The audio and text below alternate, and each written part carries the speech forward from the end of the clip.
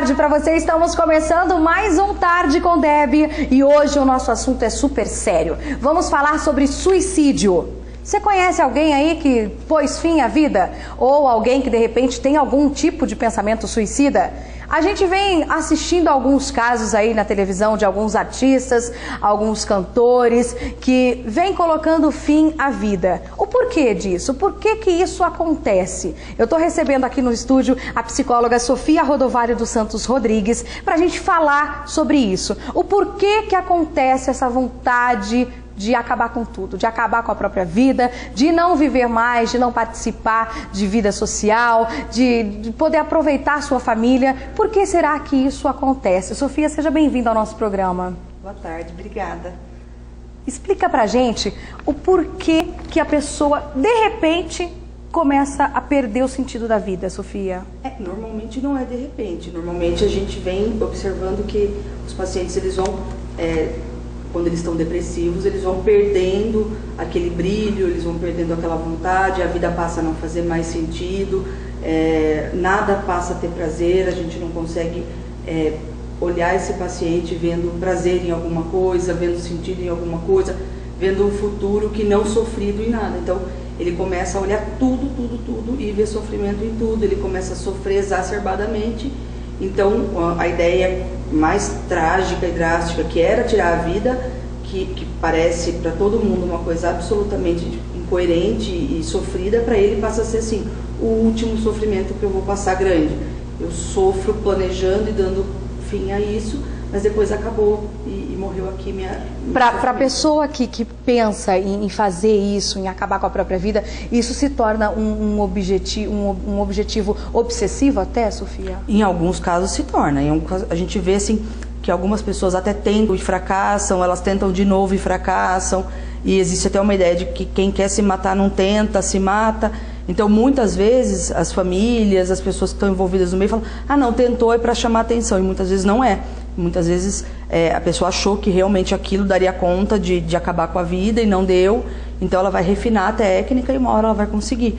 Então a gente percebe que até esse... a gente ouve muito esse dizer, que tipo, quem quer se matar não tenta se matar logo. Nem fica falando que vai se matar. Nem fica falando que vai, mas muitas vezes eles não falam muito, mas os sinais não verbais que eles dão, né, eu não saio da cama...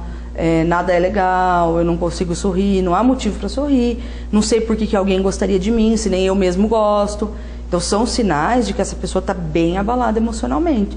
E em alguns momentos, ela precisa testar algumas coisas até para ver se acerta. Às vezes acerta logo na primeira, infelizmente. Sim. E às vezes acontece dele testar e dar errado, e ele descobrir que ele precisa colocar mais intensidade, de que ele precisava mudar uma técnica. Então, às vezes não é uma tentativa de chamar atenção, às vezes é mesmo colocando fim a um sofrimento. Certo. Esse sofrimento aí do suicídio, eu quero saber o seguinte, ele vem recorrente de algum distúrbio, de algum tipo de depressão ou de algum tipo de esquizofrenia, ou ele vem como um surto? Aconteceu e pá, vou me matar agora, eu tô com vontade e já era. Tem vários tipos, né? Então, assim, sim, tem o suicídio que ele vem de uma depressão longa, aquela depressão que vai mesmo invalidando e destruindo aí a capacidade emocional e cognitiva desse paciente até que ele chegue nessa busca aí de acabo a vida. A gente tem o suicídio da esquizofrenia e tal, que acontece em alguns momentos, mas normalmente esses pacientes já são diagnosticados, eles estão medicados. Aí é um pouco mais raro isso acontecer. Por quê? Por conta da medicação e do acompanhamento severo que tem um paciente que tem esquizofrenia, né, e que sofre com ela. E a gente tem o suicídio, que ele é aquele pós abuso de substância psicoativa, que seria o álcool ou a droga. Esse ele vem como se fosse um surto mesmo, né? Então ele vem de uma depressão profunda logo depois do uso da substância.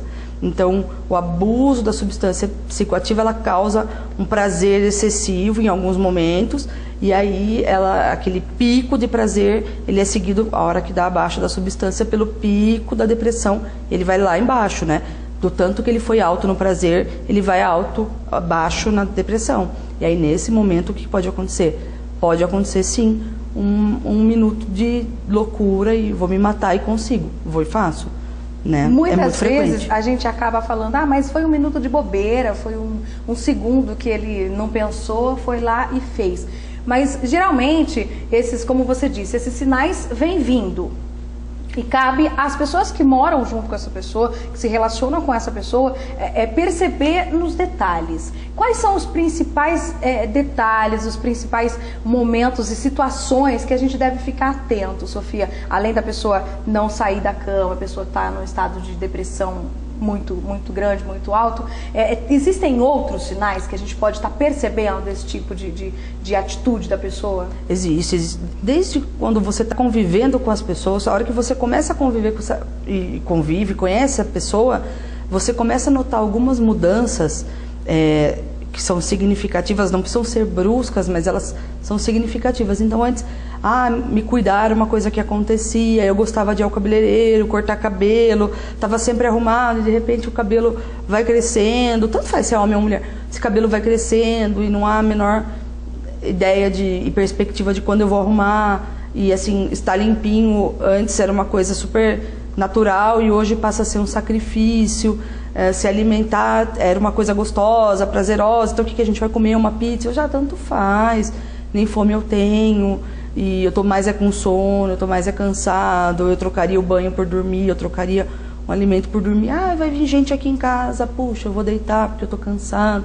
Então assim, são algumas mudanças que a gente começa a ver. Essa pessoa não era assim, essa pessoa começou a se fechar num mundinho, essa pessoa começou a se fechar. A falta de se relacionar já começa a prejudicar. Ela começa a não querer mais se relacionar, ela começa a não se cuidar mais, não olhar para si mesmo com bons olhos, ou seja, você procura estar limpa, estar arrumada, estar bem cuidada por você, pelos outros, e essa pessoa passa a não ver sentido mais nisso.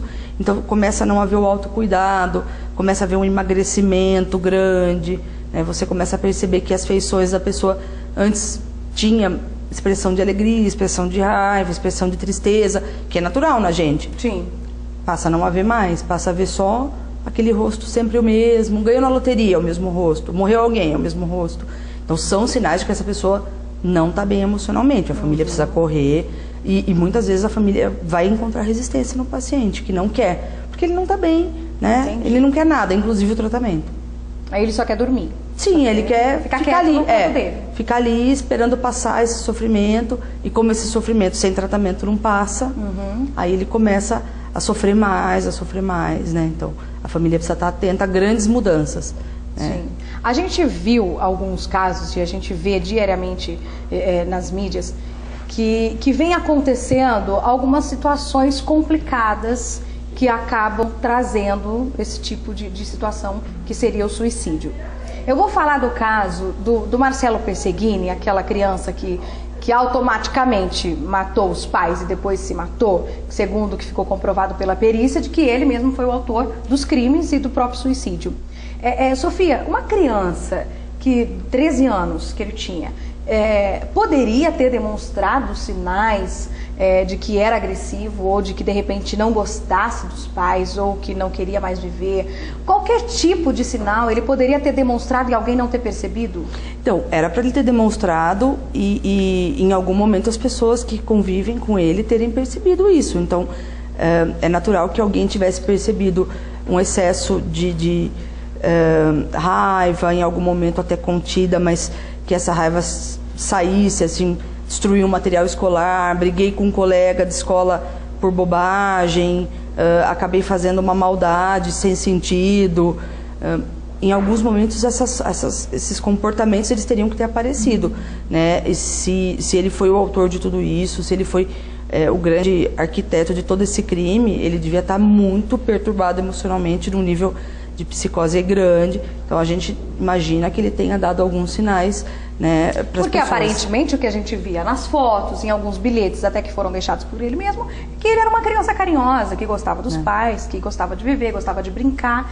E de repente o que aconteceu, o que a gente viu, foi que na verdade surgiu um monstro por trás disso. Não é de repente, tudo, né? Isso não é de repente, isso ele foi construindo. Então provavelmente a gente não tem acesso a toda essa movimentação que ele veio fazendo, de não só aquela criança que escreve papai eu te amo, mamãe eu te amo, e que sai nas fotos sorrindo. E até a própria família que vem defendendo, pode ser que não tenha convivido com ele e não saiba dos sinais que ele pode ter expressado e ninguém percebeu. Sim, pode ser que os pais, numa tentativa de proteger essa criança do julgamento e tal, esconda uma maldade que ele fez, uma coisa errada na escola. Então, tentado manter tudo ali muito no seio familiar, vamos tentar resolver aqui.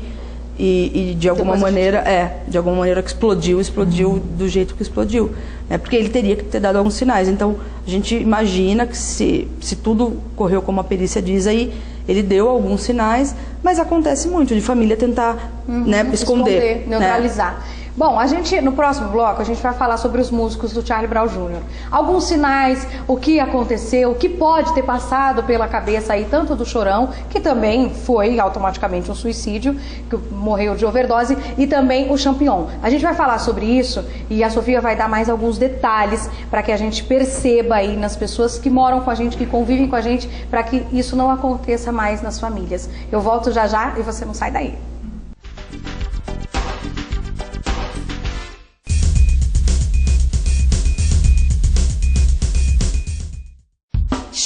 Frios Mega Shopping, o lugar ideal pra comprar artigos para festas, material escolar. Variedade, qualidade, economia, venha ver. Chinas Frios Mega Shopping, sempre pensando em você.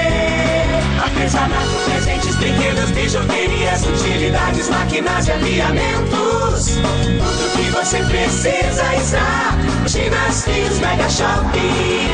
Chinas Frios Mega Shopping. Chocolate Restaurante, cardápio diferenciado todos os dias, sempre uma variedade de saladas, vários tipos de carnes na churrasqueira, atendimento VIP, estacionamento próprio e ambiente climatizado. Venha conferir, Rua Guglielmo 44, atrás do Colégio Politec. www.chocolate.com.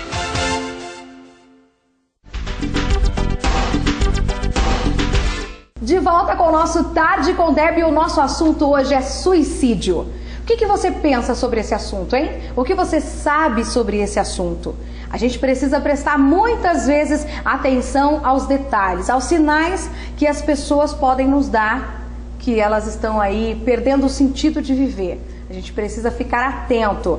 A Sofia Rodovalho dos Santos Rodrigues está aqui comigo, ela que é psicóloga, e a gente está falando sobre o suicídio, sobre os sinais, sobre a determinação dessa pessoa que de repente quer dar fim à própria vida. E agora nós vamos falar sobre os músicos do Charlie Brown Jr. O Chorão. O Chorão era dependente químico, usava cocaína e de repente, num surto maluco, usou tanta cocaína que teve a overdose. Sofia, você que trabalha com dependentes químicos também, a gente sabe que a dependência química é uma doença. E de repente, você já usar uma substância química, qualquer tipo de droga que seja álcool, seja cigarro, seja as drogas ilícitas que você não pode de jeito nenhum usar, e a pessoa de repente tem aquele surto maluco de querer usar, e de repente não tem nem noção de que possa vir a morrer e acaba dando fim à própria vida sem esperar. Isso pode, de repente, estar vindo de uma situação já com sinais de depressão, com sinais de vontade de não ter sentido para viver mais, Sofia, no caso do Chorão? No caso do dependente químico, a dependência química é uma doença progressiva, né? Então, não existe aquele uso controlado da substância. A cada uso, um pouco desse controle que aparentemente existe é perdido e mais esse indivíduo vai fazer o uso da substância, até chegar numa overdose, até chegar, enfim, no óbito, que a gente está falando aí que é uma forma de tirar a vida. O que acontece? Eles vão cada vez mais usando e perdendo o controle, embora eles saibam que está demais, embora eles reconheçam que aquilo é uma quantidade exagerada, mas eu não consigo parar. Apesar de ser exagerado, eu vou, e se der errado, deu, né? Que é muitas vezes esse pensamento inconsequente que eles têm. Por quê? Porque eles perderam completamente o controle para a substância. Então, em geral, o que leva ao uso de drogas lá atrás é um conjunto de fatores, e um deles é essa busca aí de um prazer que não se tem na vida, que está perdido aí em algum momento, e aí o primeiro uso da droga, em geral, ele é bastante prazeroso, e depois os relatos dos dependentes químicos que a gente conversa, eles são sempre aquele novo uso, é sempre a busca daquele primeiro prazer lá atrás, que nunca mais ele alcança. Então, aquela primeira vez que ele usou foi muito prazerosa, e as outras todas são uma incessante busca, aquela sensação de prazer que não existe. Da primeira vez, no caso, quando a pessoa usa. E cada vez que ele não acha o momento seguinte da lucidez, é uma depressão, é um pico de depressão. Então, pós-euforia do uso de drogas, vem a depressão, e cada vez essa depressão é mais severa, né? A cada uso, esse baixo astral, essa depressão que vem em seguida do uso é bem severa. Aí, passados 6 meses, a gente se depara aí com o suicídio do Champignon, que também era músico aí do Charlie Brown Jr. E, de repente, a gente analisando de fora, era uma vida legal. A mulher grávida de 5 meses, uma vida aparentemente, né, levando, e ele tentando se reerguer a banda, reerguer a carreira, após aí a perca do Chorão. E de repente um susto desse, principalmente para a esposa, que ela inclusive deu uma entrevista para o Fantástico, a gente chegou a assistir, a gente viu, e segundo ela, ele não dava sinais de que queria pôr fim à vida. Isso pode também acontecer? A pessoa pode mascarar esses sinais? Pode, ele na verdade, como ele foi um suicídio, o dele foi um suicídio pós um abuso de álcool, e ele estava já sem o controle emocional, por conta do álcool retirar um pouco do nosso controle, por isso a gente não bebe e dirige, por isso a gente não opera a máquina depois de beber, nada que a gente vai fazer de decisão não é aconselhável que faça após o uso do álcool. Sim. E ele vem de um baque, né, de 6 meses, que pode ser que tenha desencadeado aí todo um episódio depressivo que ainda estava no início aí. Pode ser que ele estivesse no início de um processo depressivo por conta da perda do amigo, né, do líder da banda, enfim. E pode ser que tenha sido mascarado pela gravidez da esposa, então misturava a tristeza, a insegurança de ter perdido esse amigo, com a felicidade, com a euforia de ter uma filha chegando. Mas o que acontece? No momento em que ele bebe demais e ele tem uma discussão pequena que seja com a esposa, pode ser que essa discussão, mais o álcool, tenha potencializado toda aquela depressão que estava no início, e tirar a vida tenha parecido alguma coisa muito sensata no momento. Então, foi quando ele decide se matar, e é muito rápido, né? Se porque automaticamente, pelo que ela disse, eles chegaram em casa e ele já foi pro quarto. Então, assim, ele já estaria com uma ideia fixa, Sofia? É possível que ele tenha já saído muito pensando em dar cabo à vida, porque as coisas perderam o sentido, e pode ser que ele tenha encontrado ali o momento e a oportunidade e as ferramentas que ele precisava. Talvez se uma dessas coisas não tivesse se encaixado, talvez isso não tivesse acontecido, né? Se ele, por exemplo, não tivesse as armas em casa. Isso. Se ele não já seria um ponto forte para que ele não tivesse feito. Se ele não tivesse a arma, talvez se ele não tivesse trancado a porta do estúdio, ou talvez tivesse falado, olha, melhor coisa é morrer, não estou aguentando mais. Talvez ele tivesse conseguido, né, deixar todo mundo meio alerta, e vamos ficar perto, e vamos estar junto, e vamos tentar de alguma maneira não deixar que nada de errado aconteça. Mas como a coisa aconteceu num tempo muito rápido, né? Foi um começo, meio e fim muito rápido desse planejamento, não deu tempo de ver nada. Mas ele poderia já estar apresentando algumas mudanças, sim, desde a época da morte do amigo, né? E como teve a notícia da gravidez, provavelmente ele deve ter aí oscilado em momentos de alegria, momentos de tristeza, e pode ser que as pessoas não tenham percebido também. Certo. Aqui nós estamos falando sobre os artistas, mas e na vida comum, Sofia? Nos cidadãos comuns como eu, você, que às vezes estão estressados, eu estou cansado, eu não quero mais viver, não estou dando conta de cuidar da minha própria vida, de cuidar de mim, e eu preciso acabar com isso. Porque a gente sabe que a gente vê algumas histórias, principalmente a gente que trabalha na mídia, a gente conhece histórias, N histórias com final felizes e finais tristes. E aí a gente sabe o seguinte, que uma pessoa comum, trabalha, estuda, tem um casamento legal, de repente do nada eu vou acabar com tudo isso e acabei.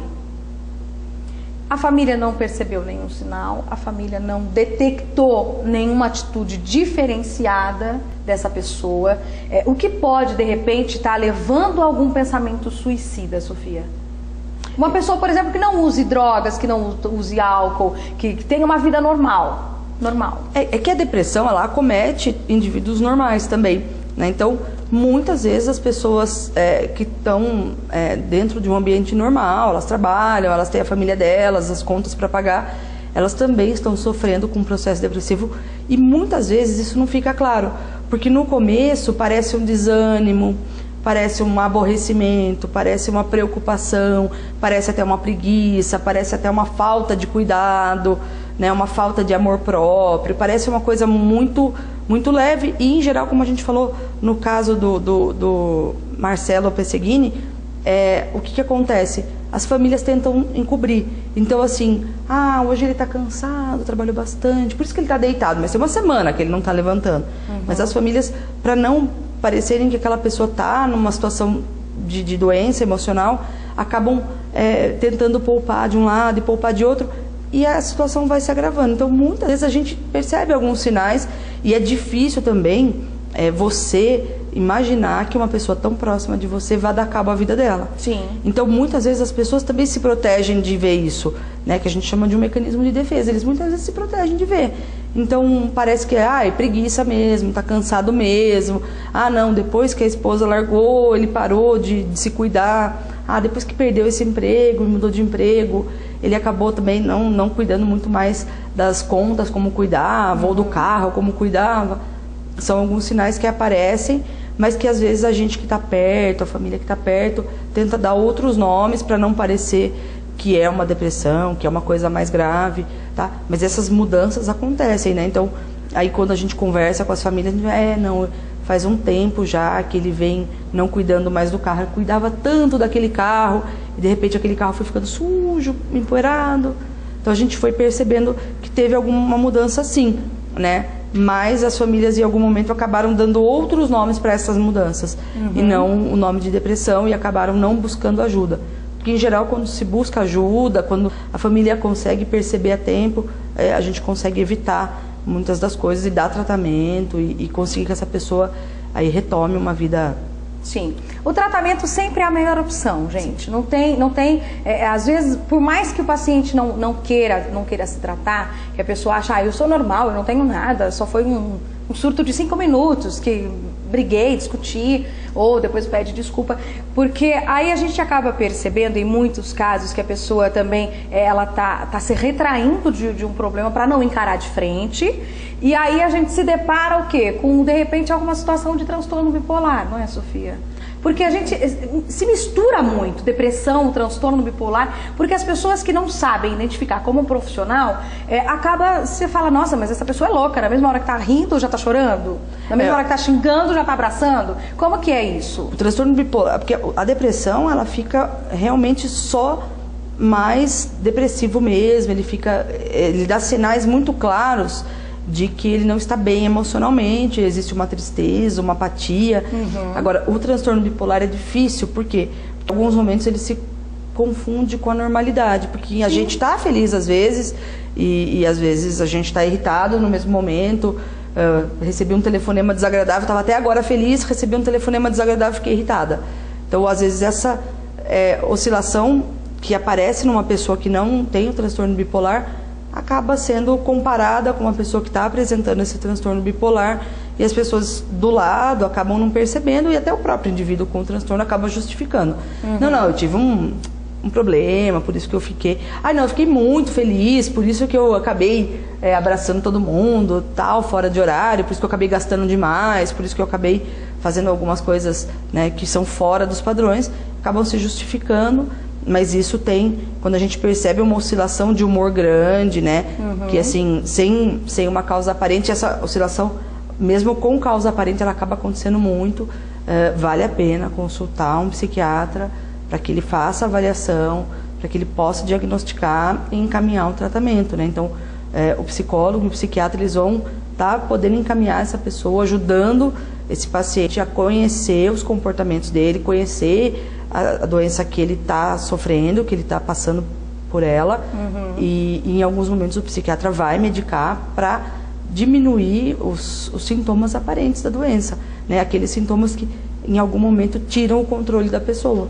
Como eu devo agir se alguém da minha família tiver algum tipo de comportamento diferente e não quiser procurar ajuda? Em geral, a gente busca conversar muito, né? A família tem que conversar muito com esse paciente. Olha, você está percebendo que você está trazendo sofrimento para você mesmo, que você está causando algumas situações para você que não são legais. Ninguém está dizendo que você é louco, que você está maluco, que alguma coisa muito feia está acontecendo com você. Mas doença emocional é uma doença, não é maluquice, não é frescura. Então a gente precisa procurar ajuda para quê? Para que você possa se tratar. E muitas vezes o preconceito que existe é que assim, quem vai ao psiquiatra é aquela pessoa maluca, louca, que está fazendo altas asneiras. Não é, né? Existem os hospitais psiquiátricos que atendem as pessoas que perderam completamente o controle, né? E existem os casos em que vão para o consultório e que existe um tratamento tranquilo e a vida ela é retomada normalmente. Então, as pessoas que vão ao psiquiatra, elas também têm a vida normal delas, igualzinho a pessoa que vai ao endocrinologista para tratar uma outra doença. Viver é sempre a melhor opção. Sim. A gente percebe que hoje em dia a gente tem alguns adultos um pouco incoerentes demais, sem limites. Isso também vem de uma criação sem não? Pode ser que sim, né? Porque, gente, pai e mãe que não sabe falar não tem condições de ser pai e mãe. Porque o não é tão importante quanto o sim. Até mais importante. Porque a gente precisa lidar com o lado negativo. A gente precisa aprender que o não e o meu limite termina onde começa o seu. Sim, e lidar com frustração é extremamente importante. A gente percebe que alguns adultos hoje, eles não lidam bem com a frustração porque desde sempre eles não tiveram muitas frustrações para lidar. Então acaba acontecendo que hoje eu não lido bem com frustração porque eu nunca tive assim, muitas situações de frustração para que eu pudesse lidar e resolver, né? Vamos prestar mais atenção, então, aos detalhes. Sofia, quero agradecer a sua presença aqui no nosso programa, viu? Seja bem-vinda sempre. Obrigada. Até uma próxima vez. Até. E para você também, o meu beijo grande. Amanhã a gente se encontra de novo aqui às 14h. Não sai daí, que tem muito mais aqui durante a programação da TVI. Tchau e até mais.